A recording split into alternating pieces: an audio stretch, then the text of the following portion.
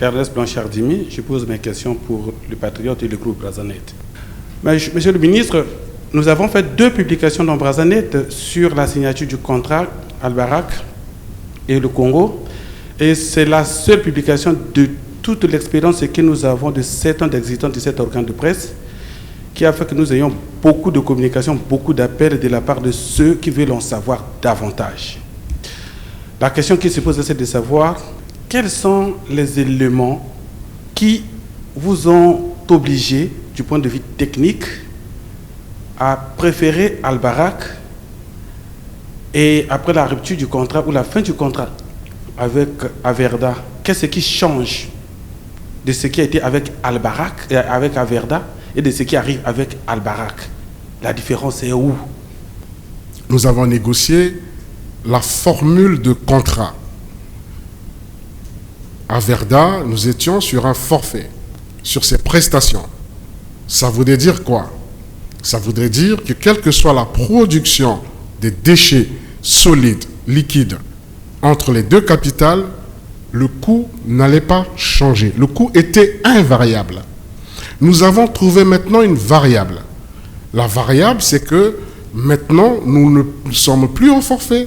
Nous passons au tonnage avec donc les méthodes de pont-bascule pour que les 2 municipalités arrivent à quantifier les déchets et que la facturation soit faite réellement sur la production des déchets. La première différence.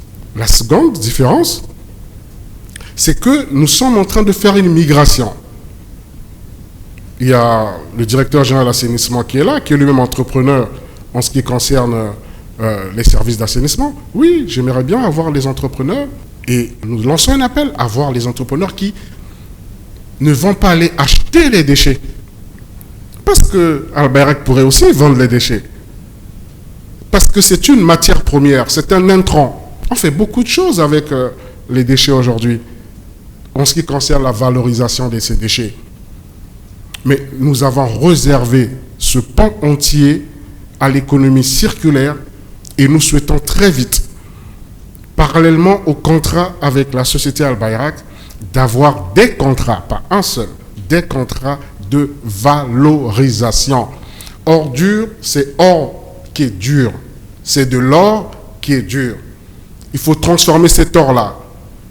Ensuite, qui va travailler Al-Barak? C'est une société privée. Ce n'est pas une société publique. Donc, qui obéit à des procédures de recrutement.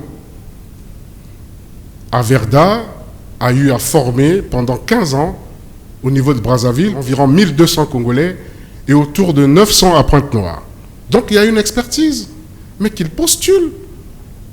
Et pour nous, ils sont prioritaires parce qu'ils ont l'expertise.